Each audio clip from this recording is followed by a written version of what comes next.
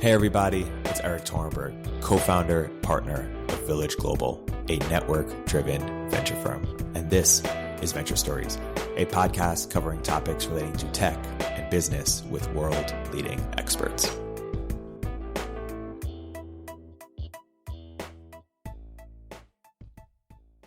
Hey everybody, welcome to another episode of Venture Stories by Village Global. I'm here today with the very special guest, longtime friend, repping Detroit, Andrew Landau.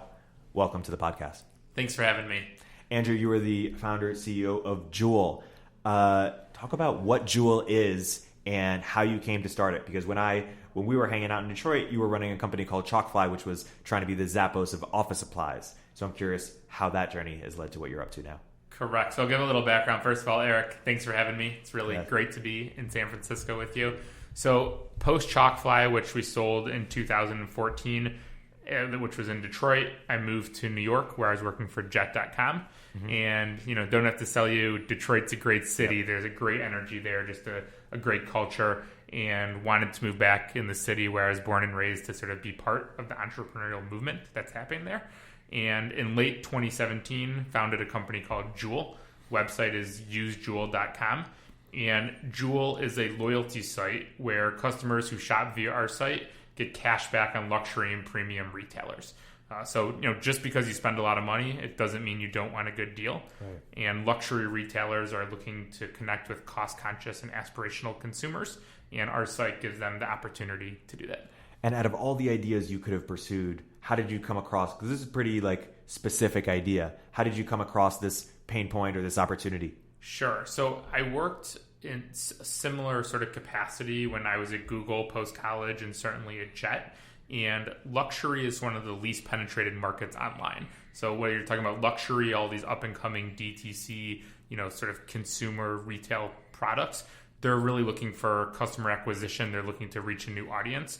And so the thought was, hey, if they're going to sell online, they don't want to be next, they don't want to be in a marketplace where they're next to retailers that are repping toilet paper and paper towel and toothpaste. They want to be next to other premium brands. And so with us, they can be next to other brands that are similar or even higher sort of a price point and not feel like they're discounting their items while also reaching a larger segment of customers. And when did you first realize that this segment was being ignored, or is nobody doing this? Or when did you first realize that this is an opportunity?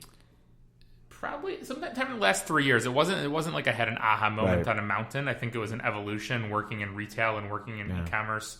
I guess I'm getting old for the last 8 or 9 years. Yeah. There really was a feeling that a lot of these up-and-coming consumer brands didn't have a marketplace that was focused on them.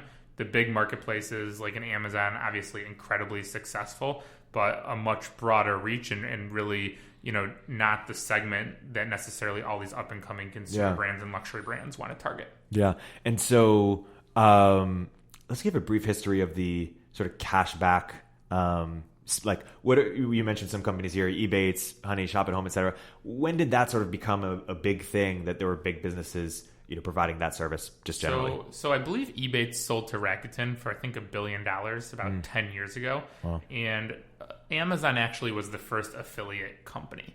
And what's happened over the past 5 to 6 years is you've had all these loyalty companies come on board. A lot of them are focusing on Amazon. They're focusing on how can you do price comparison. They're focusing on how you can get better deals on sort of these everyday consumable goods.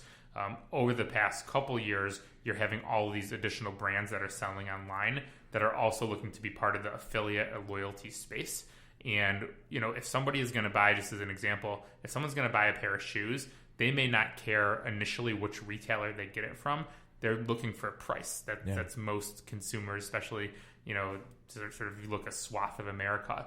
And so with us, brands can give someone basically an arm's length transaction, some cash back shopping through our site. Yeah. And then once they shop directly via that brand site, whether it's their return policy, their customer service, their online or offline experience, they can go ahead and build and win the brand. Right. And so we give them the opportunity to acquire the customer, but by giving a little incentive back at the same time. Yeah. And how are these companies so valuable? eBay selling for $1 billion, or you're trying to do that for luxury. Do you guys end up owning the consumer, or do you have valuable data, or how do you guys how are they defensible? Sure. So it's a mix. So when someone shops through Jewel, and of course, we're upfront with the customer, we know what someone's buying, when they buy it, the size, the color, the SKU. That is data that Jewel owns. And what we can do is we can help retailers retarget their customers and new customers utilizing the data. So we obviously get the customer data, which is an asset to any company. And it's an asset to Jewel, and obviously the retailer will own the customer at the same time. Yeah. And so on Jewel, while the customer is shopping via our site, the end transaction is actually taking place on the retailer site. And so we're not taking their customer. We're really more of a partner helping them find new customers. Right. And let's look at the sort of luxury commerce market. Obviously, I'm curious what the sub-segments within that market are. Obviously, there's the brands themselves. There's marketplaces, maybe like Farfetched. There's Jewel as a cashback. What are different types of companies that can be built or that have been built in luxury? Yeah. So I think luxury has a bunch of different players. You have the mono brands like Hermes, Chanel, the LVMH group brands. You have a lot of up and coming sort of digital luxury brands, whether it's Net-a-Porter, Farfetch, Yoox, Essence, Moda Operandi.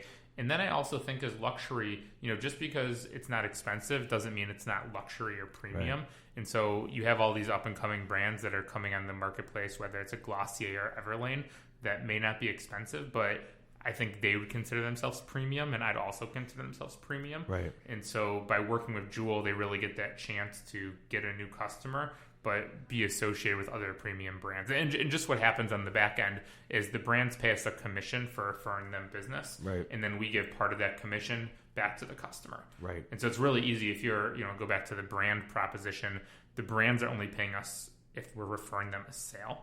So it's a little bit different than on a per click or per impression basis or being on a billboard. Right. They're only paying us for a customer. And that's a really clear value proposition, as we're going into the marketplace. Right.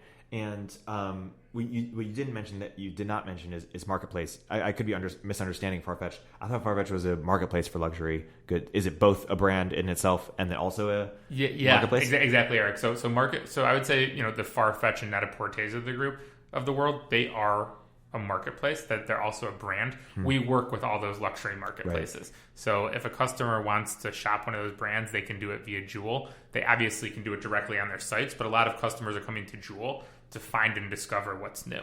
So we're working with a lot of up and coming athleisure brands. And so they, if somebody's looking for a new, workout gear, they can see the different brands that we're working with. We can curate it. We can tell them what's up and coming, what's new. Yeah. And then they can shop any of those brands directly through our site. Right.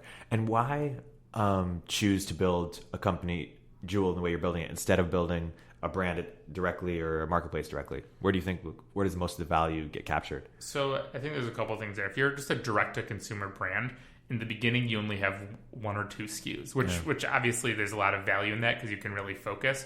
I think from a business standpoint, we're working with hundreds of different brands. So if one brand either doesn't work with us or goes under, or there's something outside of our control, from a business we have a little bit more of a moat because we don't rely on one brand to build a successful business. So really we think of ourselves as sort of like a 2.0 marketplace where new up and coming marketplaces and DTC brands can go ahead and shop, and work with us. And so it sort of gives us that defensibility and also an opportunity to really partner with those brands opposed to being a competitor. Right. And so you partner with hundreds of brands. Is that all manual, or how are those partnerships forming? We have direct relationships with every single one of these brands. We're meeting them, we're chatting with them. The retail space is actually a pretty small world, and so we've been really lucky to have agencies help us out, and retailers and other sort of marketing people say, hey, especially when you think about building a marketplace, one of the hardest parts is often supply. How do you build up that supply? And so early on, we had 50, 60 brands, and really just, like any startup, working every day, having clear goals, hitting your goals on a daily, weekly, monthly basis, you continue to build that snowball. And once you sort of get that, sort of whatever the number that you need of big luxury brands, right, all the other ones want to be a part of it. And we've been really fortunate to, just sort of deliver quality customers to our partners. Yeah. And we've continued to just have, really, really good response in the marketplace. And how do the unit economics work? So the brands pay us a commission. We pay back part of that commission to the customer. But I think we're just V1. So right now, once a season, customers, you may be buying through us dozens of times, throughout a quarter. We take all the money that you've earned, and then we'll send you one check, or we'll send you money via PayPal. Right. Eventually, there's other payments that we're going to do. And so as we think about like the evolution of where we want to be, it's not just, sending you money once a quarter, but maybe we send you money immediately. Maybe right. whether you're using a Chrome extension, whether you're using a mobile app, whether you're going a desktop connected to your credit card, we can be helping retailers attract new customers in all of those different mediums. Right. And that's something, that we hope to offer sometime in the future. My friends at Lolly are sending people Bitcoin. They were, I think, previously at Ebates, and now it's cashback, but Bitcoin. Yeah. So which is interesting. So what is sort of the take over the world plan, or what's sort of the biggest version of what Jewel could be as a company? So I think we're just in chapter 1. I mean, as I noted, luxury is such a small piece of the online marketplace. Mm-hmm. And so if we think about all of the traffic, all of the customers that are buying from these luxury brands and these direct-to-consumer brands, we could be the number one sort of traffic driver, new customer acquisition source for all of these brands that are looking for new online consumers. Right. And I think if you look at, talking about the consumer side, if you look at some of these great brands that have built loyalty models, take even an American Express, right? What happens when you go use your American Express at a coffee shop? On the low level, you literally are just paying for something, but there's all these other intangible benefits that you get with it. So when we think about Jewel in the future, sure, you're going to get a benefit using our site, but there's all these other benefits, whether it's exclusive shopping trips or access to special concerts or additional capital that you can have. And so basically it's sort of the membership program of the future, right, that we hope to build. That's awesome. And why is it not a commodity in the sense of why couldn't someone else offer the same service and drive prices down? Like why isn't it a race to the bottom in terms of pricing? Well, I think there's a couple things. As our positioning is, we want to be that place for the luxury and premium market. And so I think by definition, as we've set up, and really by definition, the older companies, they are focusing on a very different segment of the market. And so the brands that we work with are open to giving us different, often higher commissions, exclusives, other things that they would not want to maybe give in the mass market segment, because we are targeting new customers who are not just trying to save money, but that are looking to find and discover, have disposable income. Right. And I think we've been really fortunate to do it so far. I think we really can, build a very large, scalable business around that. Totally. My question is, could someone do the exact same thing what you're doing and just do it much cheaper? And if so, I guess how would you, or is there something differentiated about the product? Like I get that it's the focus on luxury, but even within luxury, could someone just say, hey, we're going to do the same thing, we're going to do it cheaper, and it'll drive prices down? Well, so from a cheaper standpoint, what we're doing is... Or cheaper, give them more commission, take less commission. Every one of the rates, so I'll take a step back. Every rate that we have with a partner, these are individually negotiated rates that we have with each partner. So whether Jewel is deciding how much we want to give back, right, but the partners we are working one-on-one with the partners, and so those relationships that we have, that traffic that we have, is unique to us. Yeah. Somebody couldn't necessarily just come in off the street and say, hey, we want to call up Neiman Marcus. That's not usually how it works. Yeah. So, it's like anything else, it's a relationship game, and we built that, and we're driving new traffic. And then we hope as we continue to build sort of the Jewel 2.0 loyalty model, right, that will continue to help differentiate what we're doing. There's people, can always decide how they want to purchase, but like with us, with Jewel, there's no membership fees, there's no gimmicks, there's no points or anything. It's a really clear value proposition. So as long as you make it really easy for the customers, as long as they see benefits, and as long as the brands, also are finding value in it, it really could be basically a whole new advertising sort of field that hasn't been discovered yet. Whole new advertising sort of field. Say more about that. Like, we are working with, Jewel, as working with hundreds of brands, has thousands and thousands of customers all throughout the country, and that obviously can multiply over the next few years. And so we think that can really be, brands that are looking for new customers, whether they're a certain demographic or segment or in geography, they can come to us and really get, target specific customers who are potentially, targeting like brands. That's something that we can offer. And since we're only charging them for an actual sale, opposed to some of these other advertising models out there, it's a much clearer value proposition for them. And, that's something that, I think brands would be willing to pay for. Right.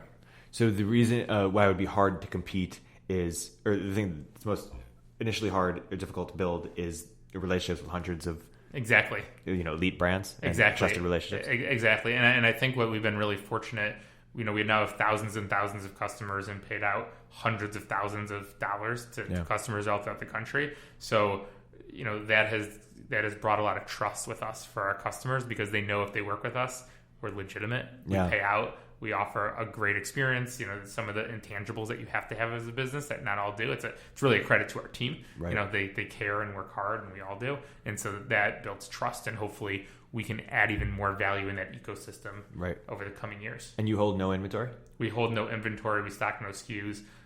Building distribution centers is a very expensive proposition. And it's really hard to compete against the big guys of the world. So by not actually, we get the data, we get the sale, but by actually not actually stocking any products, it gives us a lot of flexibility as a business, and it's a lower cost business as well. Right.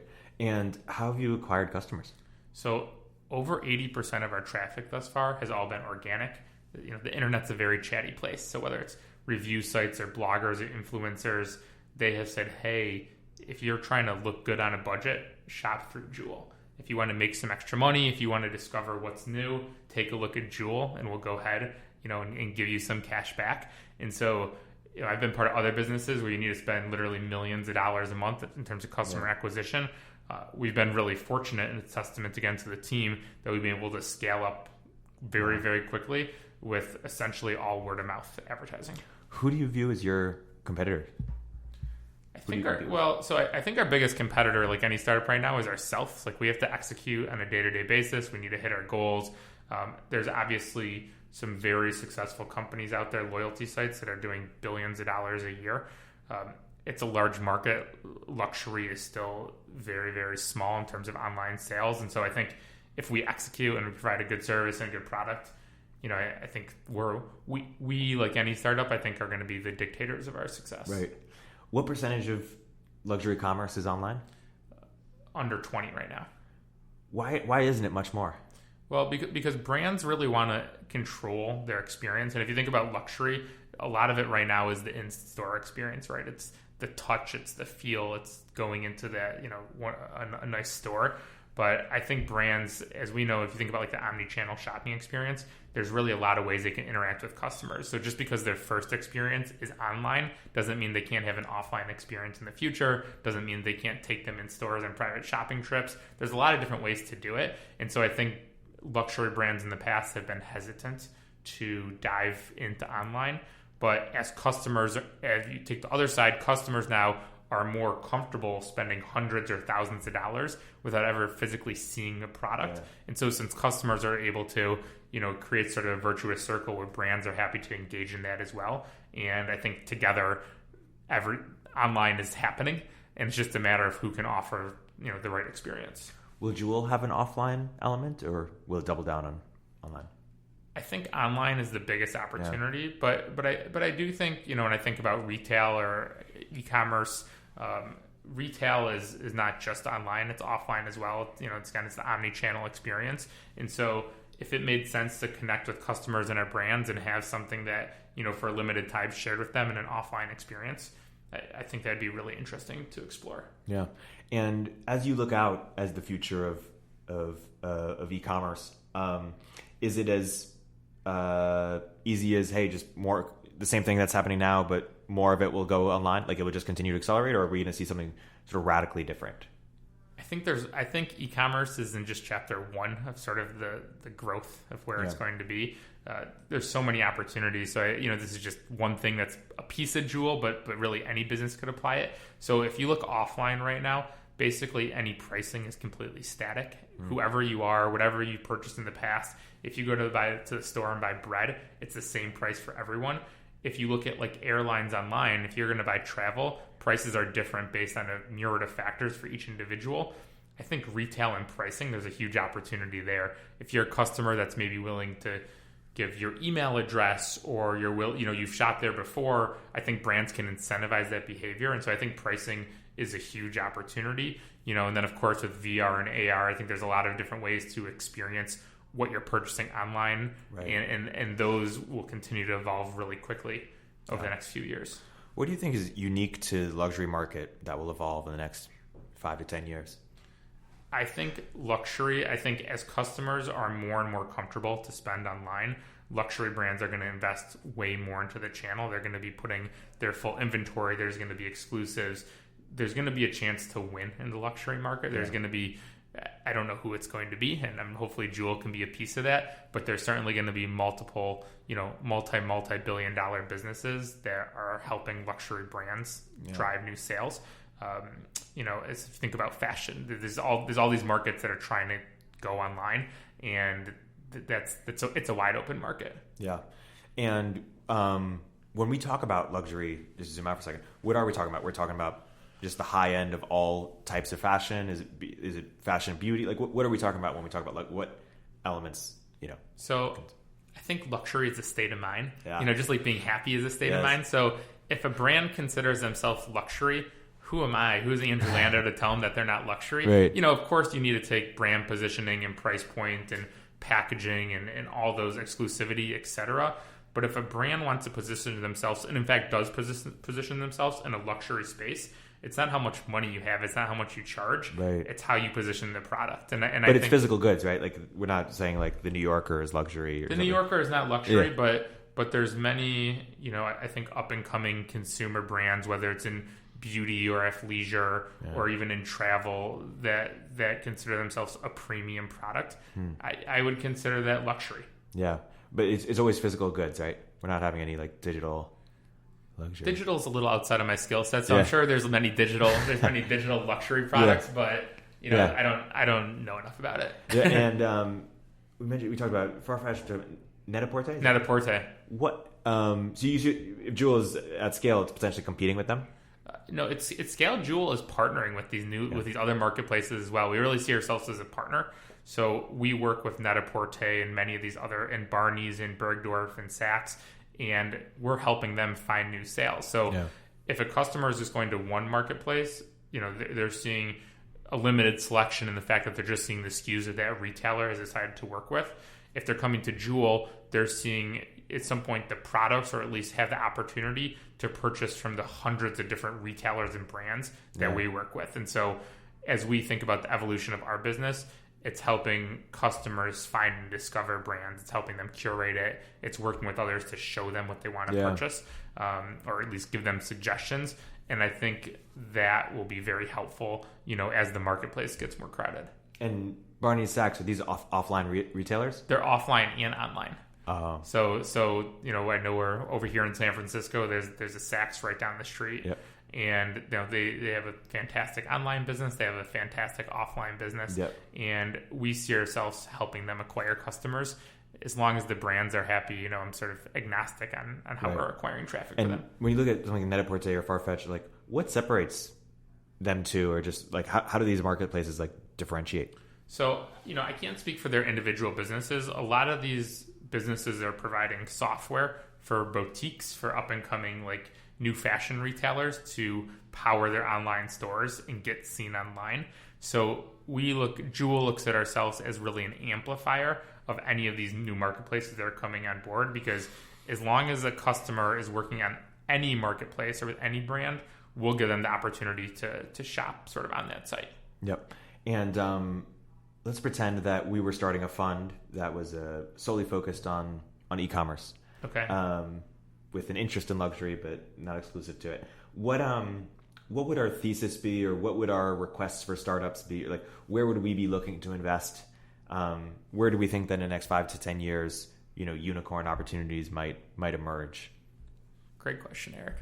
So I'll give you a thought that doesn't have to do with luxury, but something that I've sort of seen. So I live in Detroit, or in Metro Detroit, and a lot of the brands that are expanding their retailers are the Five Belows, the dollar stores, a lot of the sort of these retailers that may appeal to their lower cost point. I think there's a huge opportunity from an investment standpoint, to look at retailers that can really appeal to the Midwest. Just because somebody lives in the Midwest doesn't mean that they don't have the same desires, the same needs, the same demands as in the big cities. And, walking around San Francisco for a few days, you see all these amazing brands that I'm sure many, many people in Detroit, which is also a very large city, have never heard of or been exposed to. And so I think if brands and retailers can effectively approach and connect with really the vast majority of Americans, that's a huge opportunity. Yeah, absolutely. Andrew, this has been a fantastic episode. Any plugs for Jewel and what people can stay tuned for and where they can check it out? Sure. So it would be great if everyone could check out Jewel. The website's usejewel.com, usejewel.com. And any advice, feedback, would love to hear it. And if you thought Andrew really knew what he was talking about, which like I did, and want to reach out to him personally, where can they find you on the internet? You can email me. So my email is andrew@usejewel.com. Again, it's andrew@usejewel.com. Anyone who's interested in chatting and has feedback or advice would love to hear it. Awesome. Thank you so much for coming on the podcast. Thanks, Eric.